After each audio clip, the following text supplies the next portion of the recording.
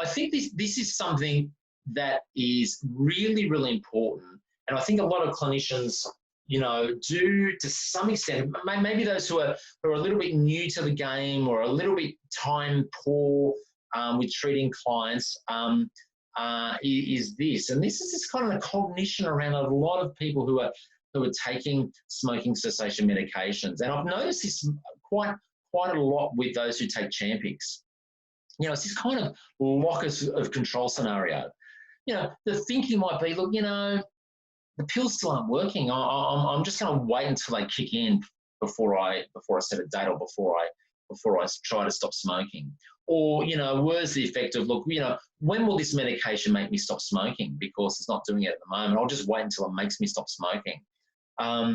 And so, in a way, what some patients are saying, well, it's kind of like the medication will take its effect and it'll just work on me. I'm just going to wait for it to happen.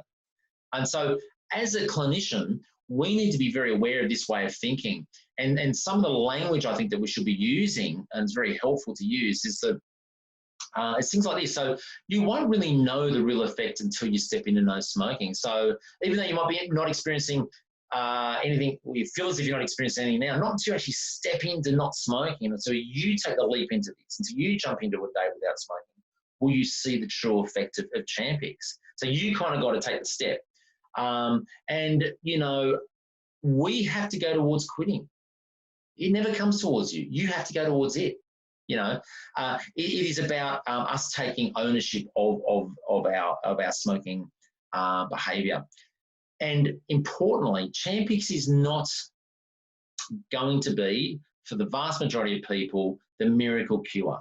It's just one slice of the pie in the overall plan. If we take our plan as being a big apple pie or a big meat pie, we've kind of got to divide up the slices. Yes, Champix is one of those slices, but so is, you know, making sure we don't have access or reducing access to smoking, avoiding cues and triggers, making agreements with people. You know, there's a lot of behavioural changes that will need to be made. Do I have an alternative reward for when I'm feeling like smoking? How else will I get my dopamine boost from now on? So these are the kinds of things that we need to look at. This really just thinking about the way, I suppose, the role of this medication. So in summary, yes, more smokers will quit successfully with Champix compared to placebo or any other intervention in all reviewed trials. It can be used in people with mental illness and or drug-using populations. It does not appear to increase the risk of serious adverse neuropsychiatric adverse events in the majority of people. However, some people may be susceptible.